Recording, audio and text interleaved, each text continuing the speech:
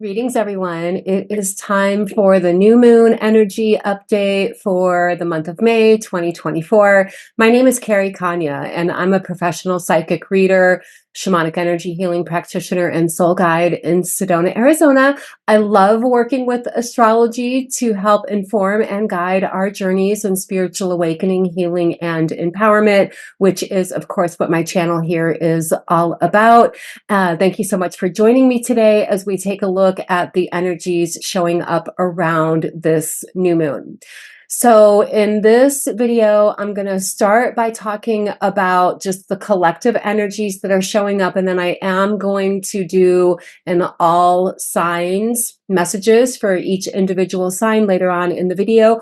I am going to put timestamps in the description box below, and the video will be chaptered out. So once you hear what you want to hear with the collective energies, you are welcome to just scroll forward to your sign. Okay, let's go ahead and dive in here.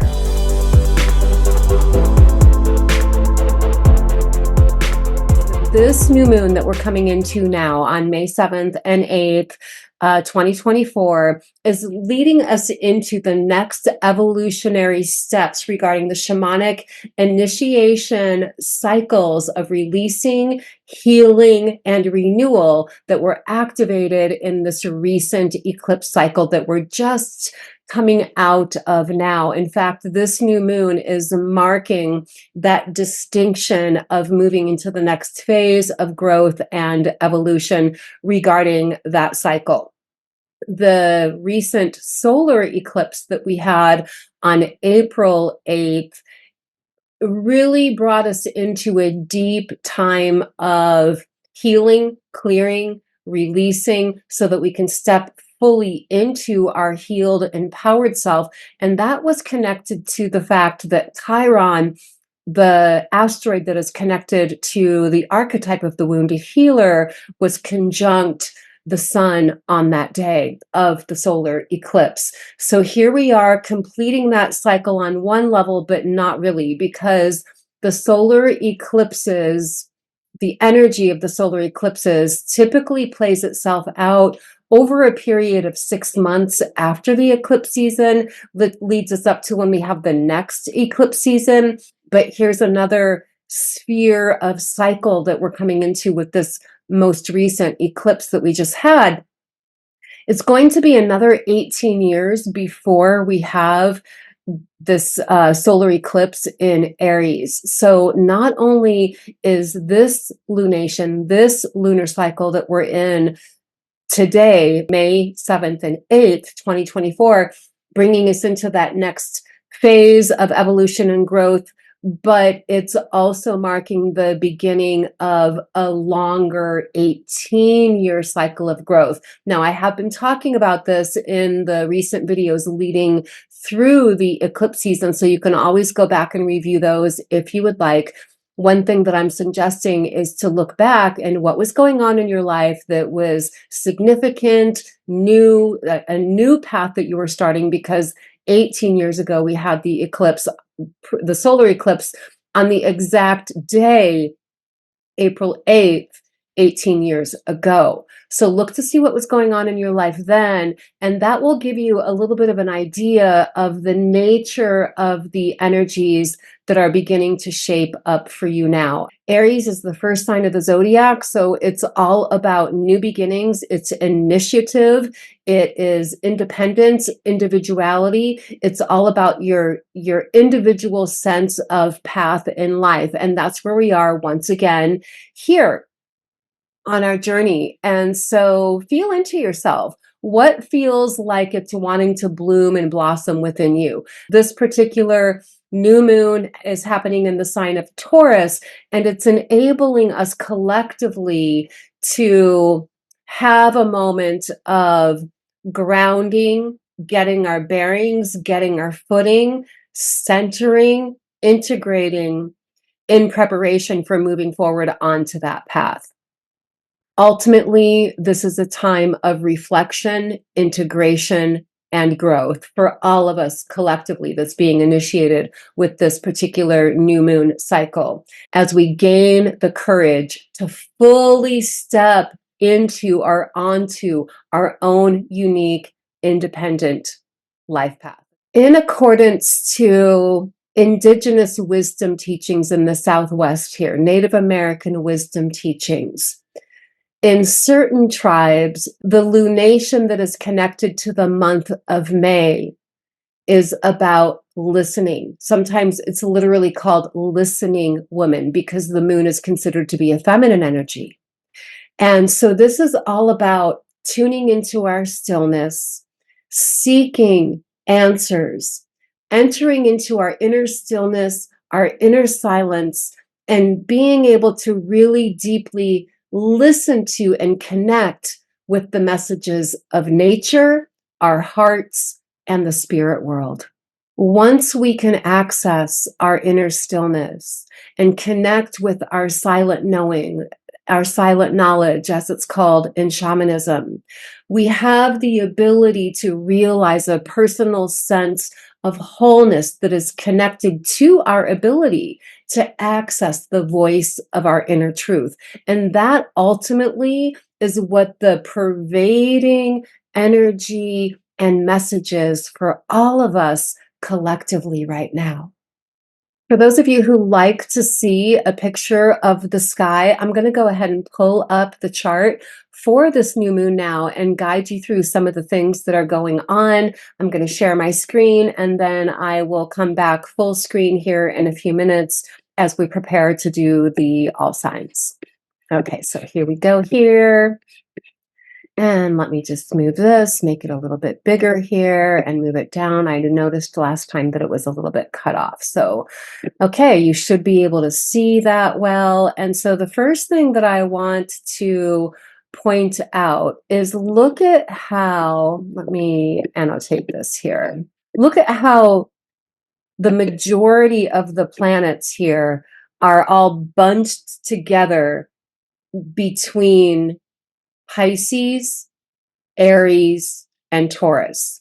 That in and of itself tells us that this is very much a time of personal growth, personal self-expression. And that's because Aries is about ourself, our independence, our individuality, our motivation and how we choose to engage life. And then Taurus is about our values, our possessions, what we have. It can also be about how we make money. Now, here's another thing. Aries is naturally ruled by Mars, which is the driving force in our charts. And Venus is the planet of beauty, love, harmony, and peace. Mars is oftentimes associated with the archetype of the masculine, and Venus is oftentimes associated with the archetype of the feminine. And so here, collectively, once again, this is a time where we are being supported and coming into our inner unity. In shamanic astrology, it's called your sacred marriage. Unity, harmony, balance, blend, co-creating in unison between your own inner male and your own inner female. It's also the balance of blending a conscious holding space for what we know our goals and dreams are, which would be Venus, and blending that with a drive of action. Now, how does Pisces come into the mix? Pisces is the last sign of the zodiac. It represents releasing, letting go. It also represents that which is hidden and the unseen dimensions of life. So it's connected to our deep unconscious psyche. It's connected to our deep unconscious connection to spirit. It's connected to our intuition. It's connected to our dream time. And then it's also connected to creative inspiration, creative expression, and things like that. So you can see how the energies now are very much about our innermost psycho-spiritual nature. And that's where the transformation is primarily occurring with this lunar cycle. And it makes sense that this is happening as we're calibrating, integrating, grounding, getting our footing and our center, as I mentioned earlier, in preparation for moving into not only a whole 6-month cycle of growth based on the eclipse season that we're just coming out of, but again, the 18-year cycle as well. Okay, let me go ahead and X out of this here. And I'm going to talk a little bit more now about what's literally going on around the new moon. So here we have the sun and the moon in a conjunction here, which also sun and moon is our outer expression and our inner realm. So every new moon starts with like a reset of that happening in the sign of Taurus. Taurus offers grounded, centered integration. It is ruled by Venus, and Venus is in Taurus right now, 8 degrees away from where the new moon is happening. So it's co-present, but we can also say it's a very wide conjunction here. And the thing that I really want to talk about, let me X out of here, is before the moon exits the sign of Taurus, it's going to pass over this significant conjunction that we have going on between Jupiter and Uranus right now. So that's going to be an activation of that energy. Jupiter in and of itself is the planet of growth, expansion, good fortune, fortunate opportunity. Some people say good luck. I don't like to use the word good luck, but I'll just say good fortune. Uranus is the higher octave of Mercury. So it's connected to higher mind, higher awarenesses, cosmic awarenesses. Uranus is also the mover and shaker, the change maker. So anytime there's a significant activity with Uranus, it's like expect the unexpected. Expecting unexpected developments that can happen, unexpected change that can happen. But just like the Tower card in the tarot, the unexpected change that happens with Uranus ultimately is meant to support our evolution. It's evolutionary energy. It's meant to liberate us from anything that has become any type of force of stagnation, energetic density, anything that we've outgrown, anything that's been something that's been somehow restricting us. And so collectively all we're being liberated in that, and Jupiter is supporting our growth and evolution. So ultimately this conjunction in and of itself is evolutionary growth, liberation, unexpected developments that support positive growth experiences. Happening in the sign of Taurus, which is earth energy, is also manifestation energy. So definitely look at your own chart to see where the Taurus sector of your chart is. And that's going to give you the specific theme of where the growth opportunity is for you right now. And again, this is a conjunction that only happens every 12 to 14 years. And so it's pretty significant. The last time this happened was in 2010. I mentioned that in my last video. The time before that was in like 96, 97. You should be able to look back in your life and see how there were significant sort of mile marker experiences at that time that supported growth into a next tier of evolution or a next tier of growth or success. And that is the energy that this new moon is really activating, because the moon is in the same sign and it will pass over that conjunction. The sun ultimately is going to pass over that conjunction as we move through Taurus season as well. So it feels like May is really active in the way that we're having that deep activation of the Jupiter-Uranus conjunction.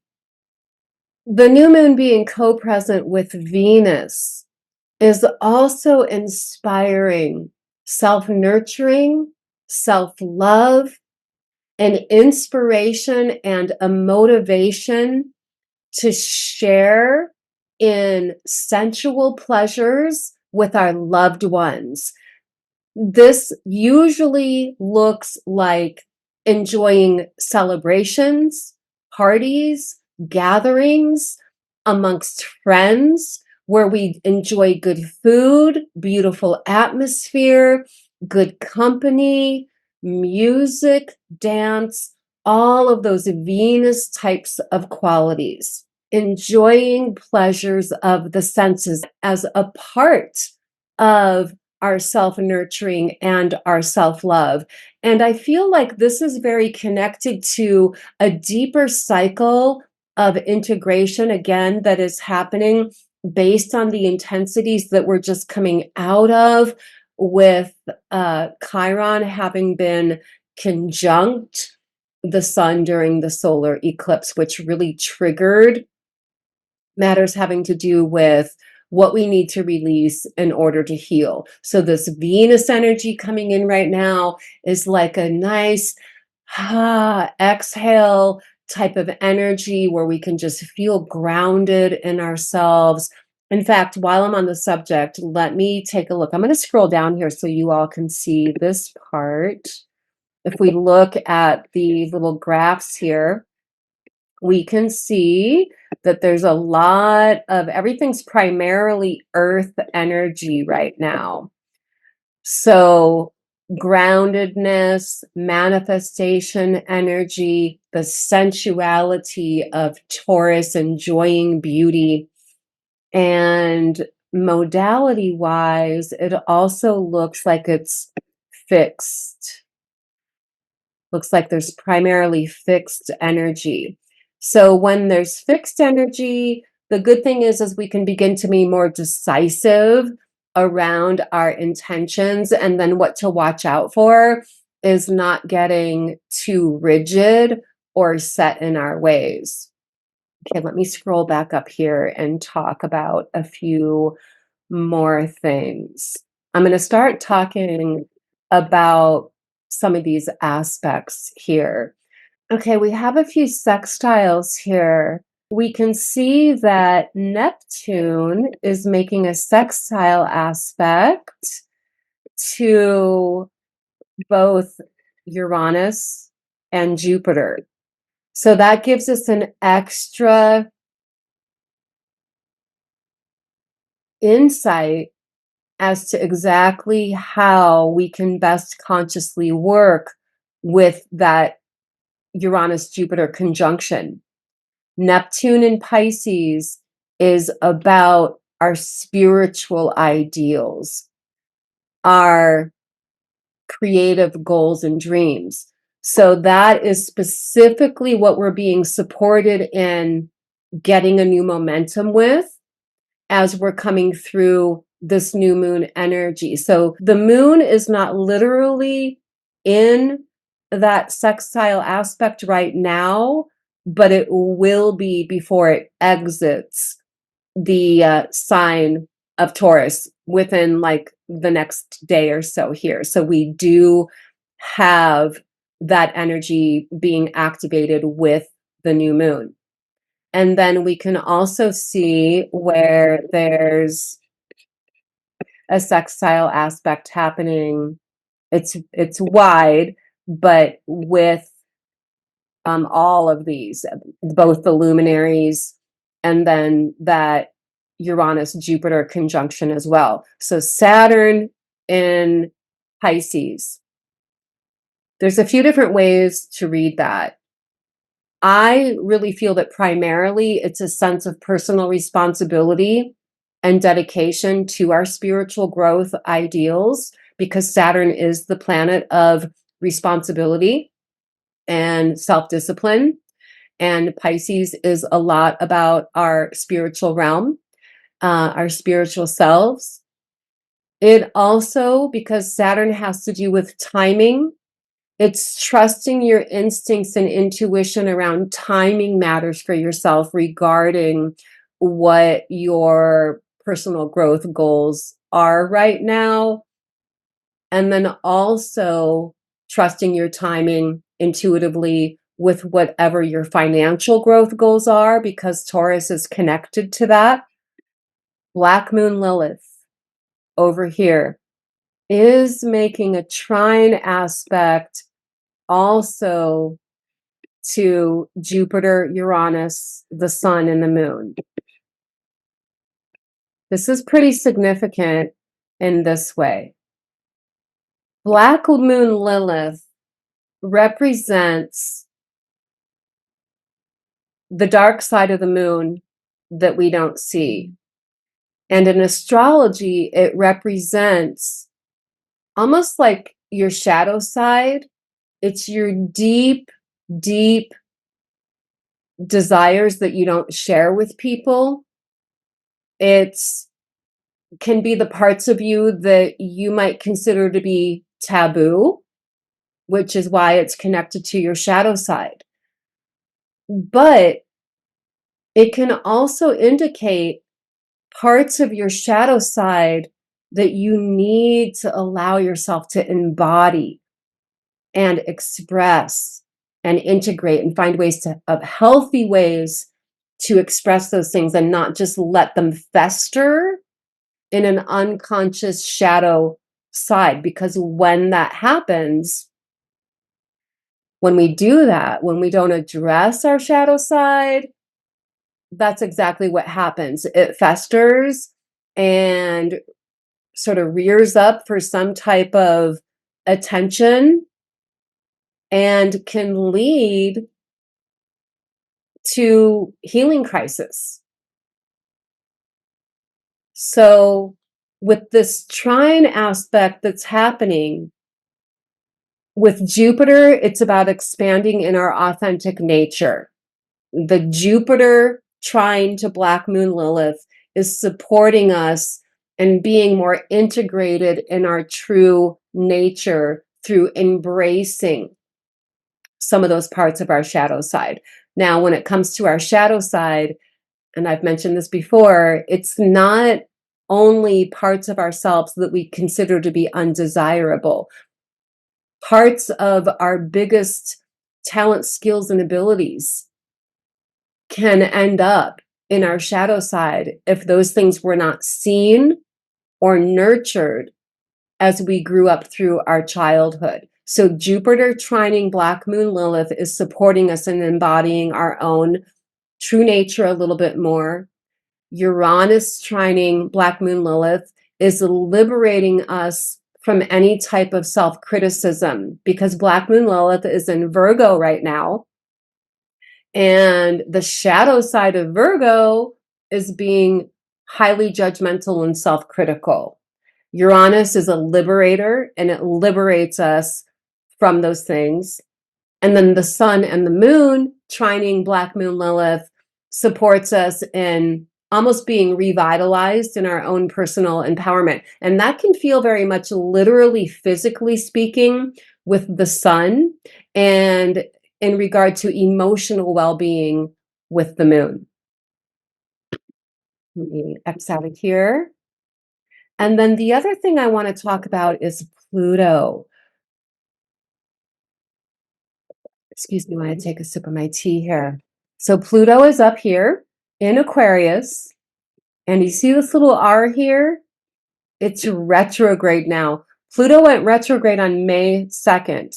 It's going to be retrograde in Aquarius until September 1st, and then it will go into Capricorn, and then it will begin to turn direct again in October, but not go into Aquarius again until November. So Pluto retrograde is a time of reflection and reconsideration around Aquarian themes. which are connected to tapping into our originality, because Aquarius is about our uniqueness and individuality. It's about how we feel guided to contribute to the collective or our communities of interest. And it's about revisiting our bigger picture future vision regarding our social circles, our friendships, and our dreams, because those are all Aquarian themes. And we can see here that Pluto is making sextile aspects. And again, sextile aspects are opportunistic. And that is happening with Mars in Aries. So we are really being driven in alignment with honing our uniqueness, our originality, our unique future vision, which is also connected to the North Node of the Moon in Aries right now. Some of you might be having a North Node return, like me. If your natal North Node is in Aries, then you're having a North Node return. But even not, wherever the North Node is in your chart right now is supporting growth with the themes of that house. Again, Aries, our individuality, our drive, our motivation, our own unique path. So this is a time of deep empowerment that literally is meant to carry us forward in the sense or experience of being in our healed, empowered selves, which is what this past solar eclipse activated within us. We're just at the beginning phases of those integration cycles.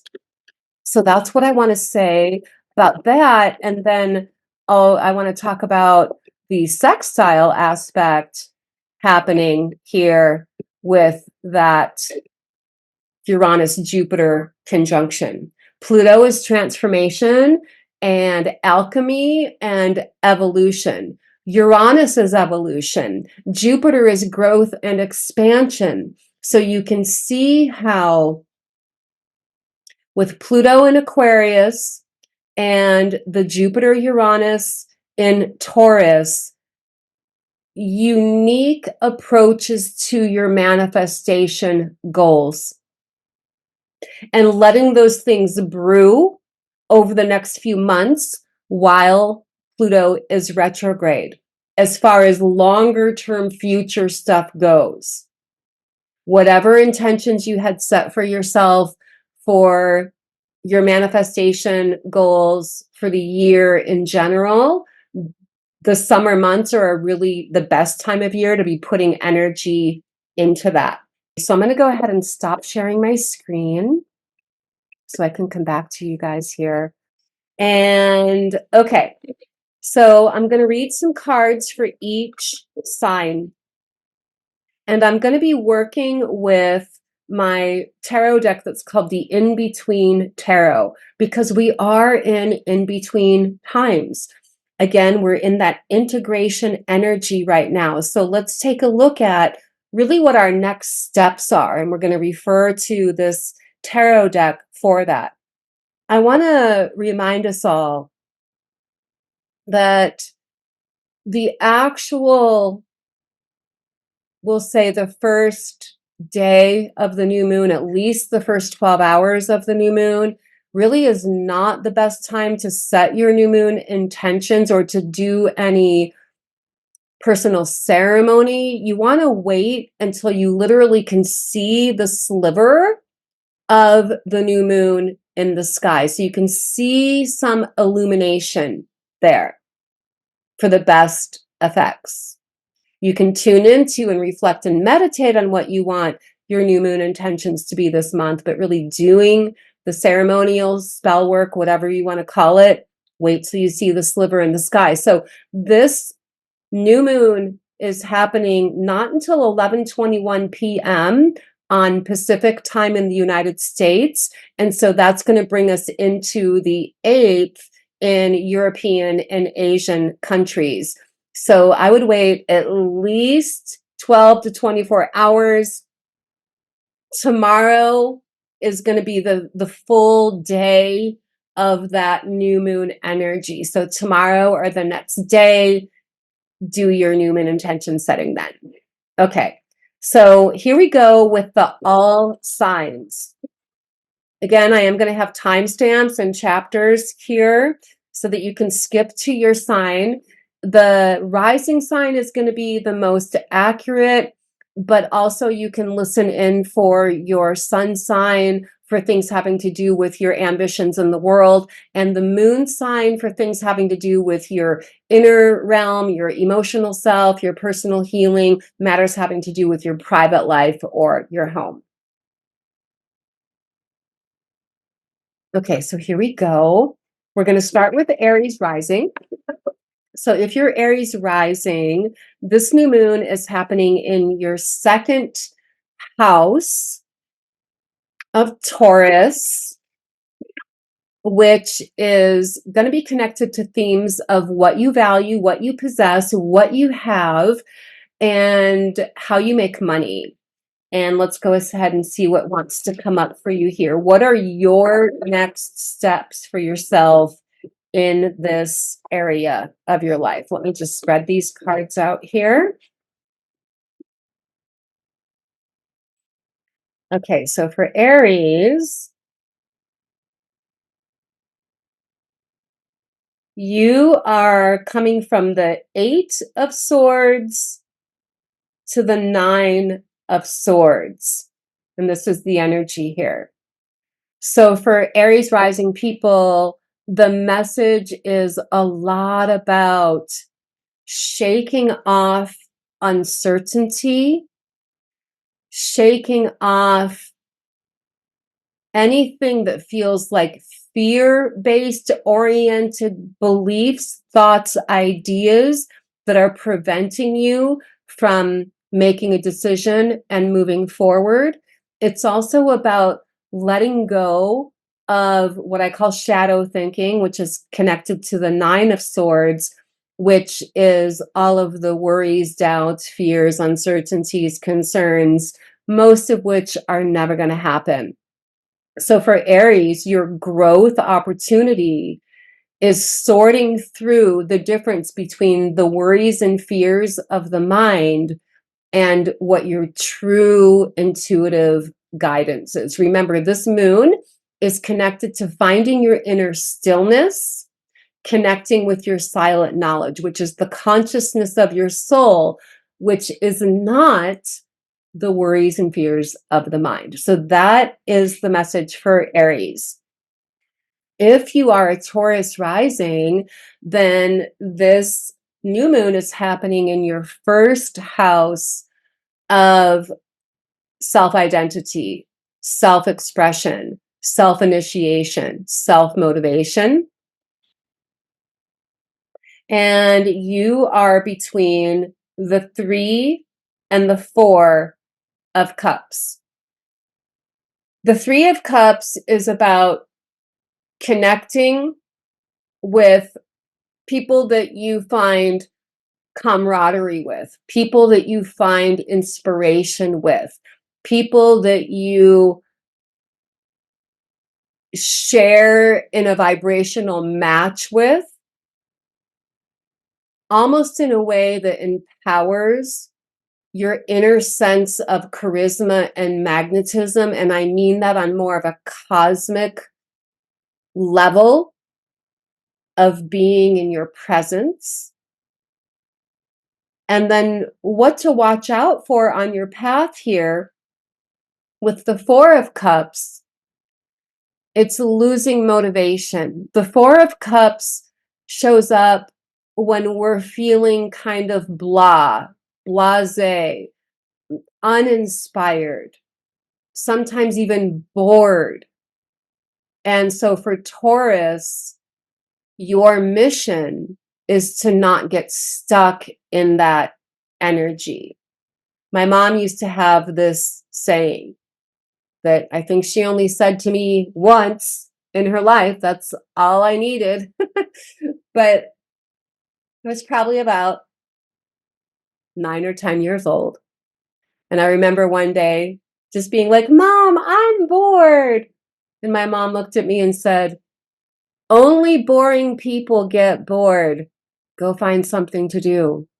And I felt that she was right, and that it was up to me to keep myself engaged in my imagination. And so that teaching is coming up for you right now, Taurus. Use your imagination.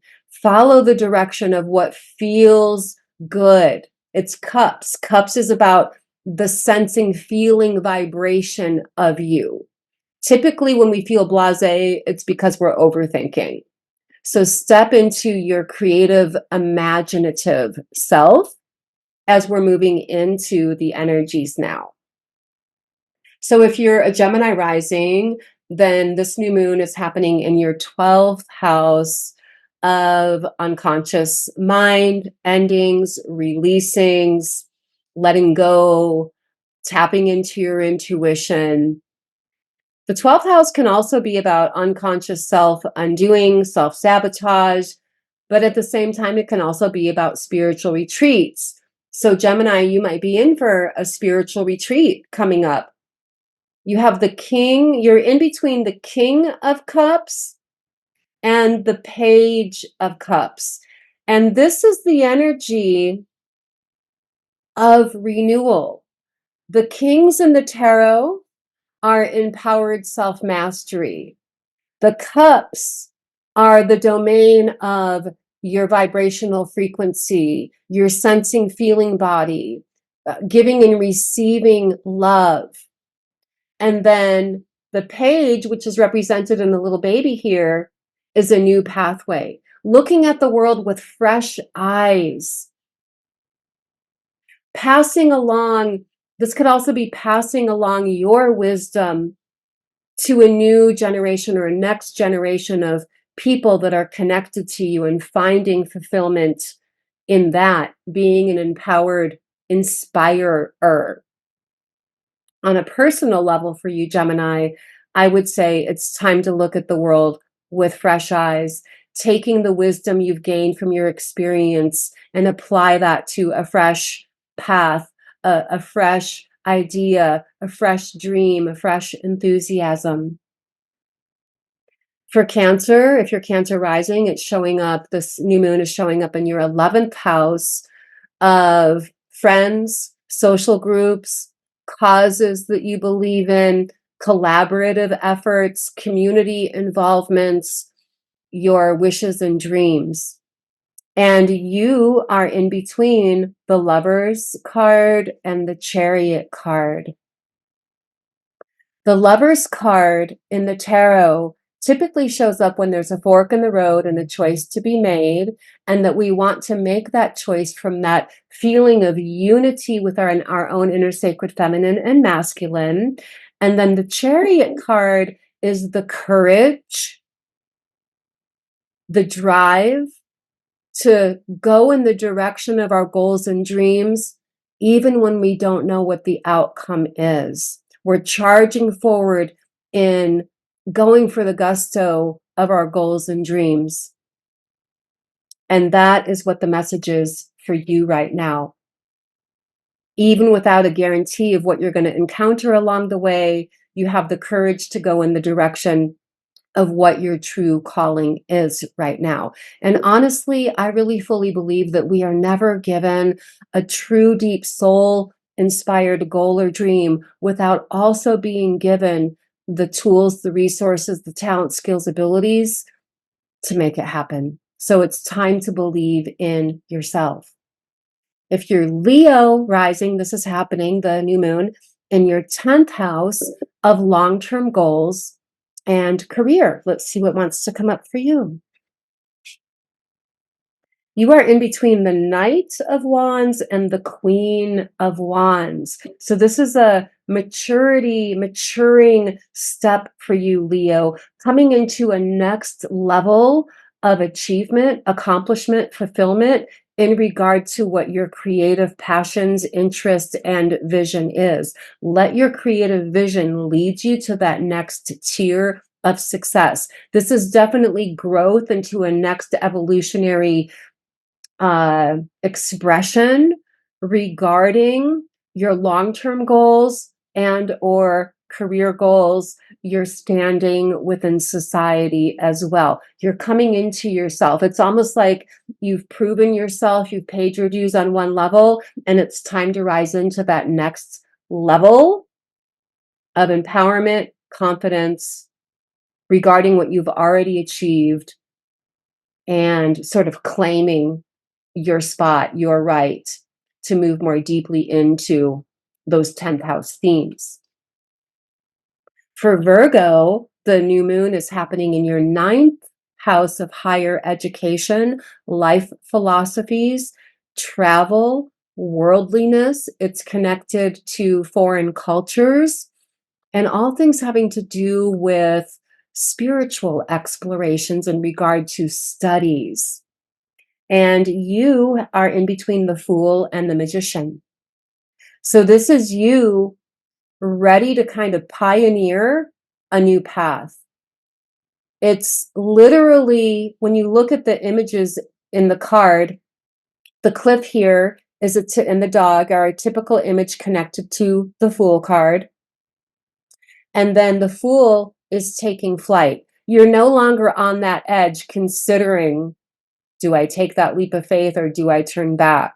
This is you taking that leap of faith and reaching into a conscious, deliberate willingness to be a conduit of channeling cosmic energies, earth energies through you in regard to your 9th house theme goals, which again, life philosophies, higher education, meaning spiritual studies, worldliness.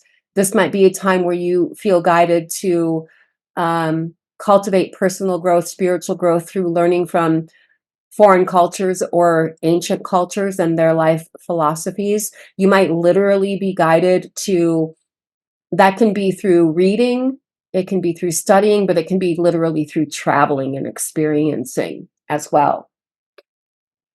So for Libra, the new moon is happening in your 8th house of birth, life, death, regeneration, transformation, evolution. And you have the Knight of Cups, in between the Knight of Cups and the Queen of Cups. And what do we notice? The Queen in this card is depicted as being pregnant, holding a vessel. And I feel like this is key for the message for Libra here. It's being a vessel for the growth to receive whatever energies, information, experiences, opportunities are going to support you in your metaphoric journey of rebirth, rejuvenation, evolution, transformation. It's almost like the figure in the foreground who seems to be actively preparing for a hunt or coming back from a hunt. It's like you've done some work and now you want to be open to receive the return of the energy you've set in motion. Okay, so for Scorpio, if you're Scorpio rising, the new moon is happening in your 7th house of long-term relationships. So that can be not only romantic partnerships, but any type of long-term relationship you have with friends, family, clients, all of it. And the card that's coming up, you're between the 2 and the 3 of, they're called coins in this deck, but pentacles. The 2 of Pentacles establishes stability regarding earth energy. So this can be your financial growth goals. It can also be your physical health and well-being because it is earth energy. But moving between the 2 and the 3, it's like, okay, you've achieved a level of stability for yourself. And now there's a new wave of growth happening for you, tangibly speaking, regarding your manifestation goals. Okay, so as it relates to the seventh house, this could be tangible, noticeable growth goals regarding long-term partnerships. Because it's pentacles, this can be financial partners as well, or partners that you have mutual involvements with that are connected to manifestation goals, financial growth goals. It can also, again, have to do with your physical health and well-being as well, all of the above. And then moving into Sagittarius, so Sag rising, then this is happening in your sixth house of how you are of service, your wellness routines, and your work routines. And you are between the 3 and the 4 of Swords. The 3 of Swords in the tarot depicts a time of healing through forgiveness. It's a letting go of things in our mind that have hindered our sense of inner peace. And then the 4 of Swords is being in that restorative, regenerative, replenishing time mentally, laying down the swords of an overactive mind and taking some time to step into your heart space is what will bring a revitalization to your personal health and wellness routines, your work routines, and how you are of service. So let's move into Capricorn. If you're a Capricorn rising, then the new moon is happening in your 5th house of pleasure, creative self-expression, romance, love affairs, and children. And Capricorn, you are between the 5 of Swords and the 6 of Swords. The 5s in the tarot always bring some type of challenge, but it's a challenge that's meant to somehow help you. And the 6s in the tarot are like harmonizing factors. So for you, Capricorn, you're coming into more of sort of an aligned time of clarity within your mind after a period of probably feeling a little bit exhausted or somehow metaphorically beat up, mentally speaking. So this could be you've been working through some issues mentally, and these could be personal issues. They could be things that are connected to your goals of creative self-expression because it is in the 5th house. But it's almost saying, don't overthink things right now and just be in your vibrance.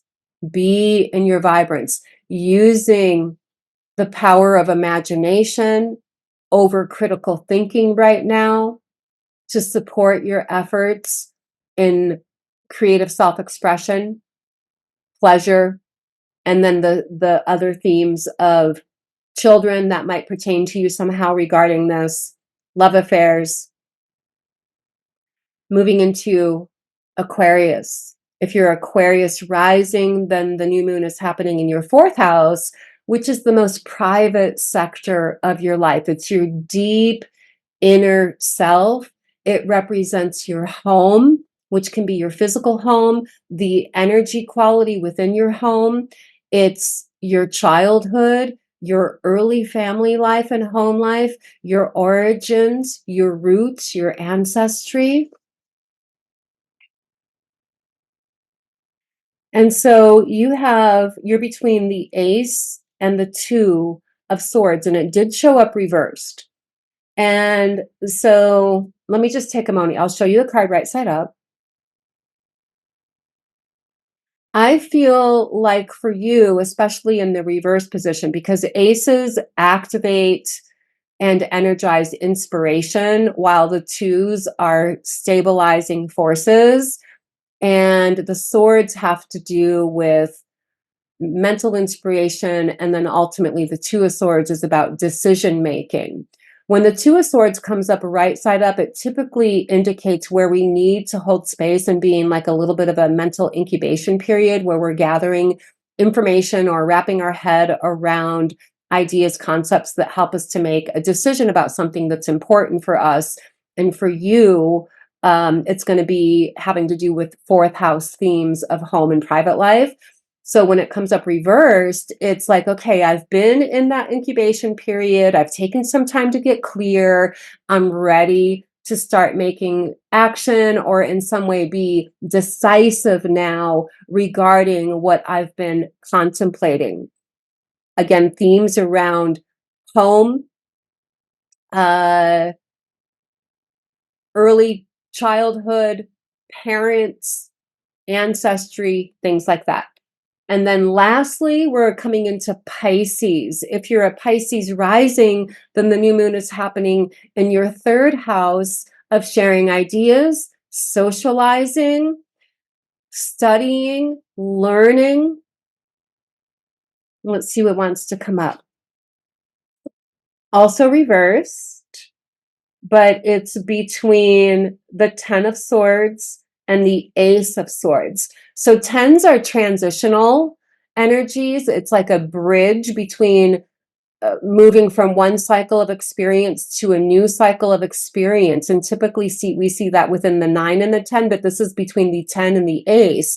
So this is you definitely moving into a new cycle of experience regarding sharing ideas, socializing, and could be literally learning, studying, researching, teaching, things like that. So the Ace ultimately is a time of, a new cycle coming in to the picture here, but in the reverse position, it makes me feel like there's still like a holding space for the transformation, especially because the butterfly is here as well. So this also can be, you can see there's two figures here in the realm of sharing ideas. It can also be like a big part of communication is listening. And so in the reverse position, being inspired by the ideas that other people share with you, listening to your own inner inspirations is a part of things that are showing up for you now. So I invite all of you to share in the comments how this is all showing up for you. And of course, any questions you might have. As always, if any of you would like an in-depth reading with me, psychically speaking, typically I blend psychic insight with tarot and astrology in my in-depth readings. If you feel like that's a good time for you to have a session with me, just reach out. My website is holisticspsychic.com, and I am available for sessions worldwide through video chat. So all my love, guys, thanks so much for tuning in. Blessings, namaste, and I'm going to see you around the corner for the next full moon video. And hopefully, if I have an opportunity in my schedule, I'll be coming in with some additional informative videos here in the meantime. So, okay, blessings, all my love.